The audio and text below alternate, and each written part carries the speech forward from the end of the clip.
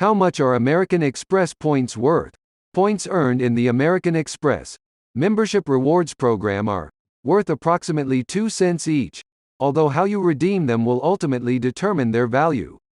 With that in mind, some redemption options will help you reap considerably more value from your rewards than others. For example, you can typically get 2 cents per point in value when you transfer American Express points to airline and hotel partners. However, you'll only get 0.06 cents per point in value when you turn American Express points into cash. Redemption rates for gift cards typically fall to 1 cent per point, or 5,000 points for a $50 gift card. When you use American Express points to shop for merchandise, point values vary, but you'll likely receive around 0.07 cents per point in value.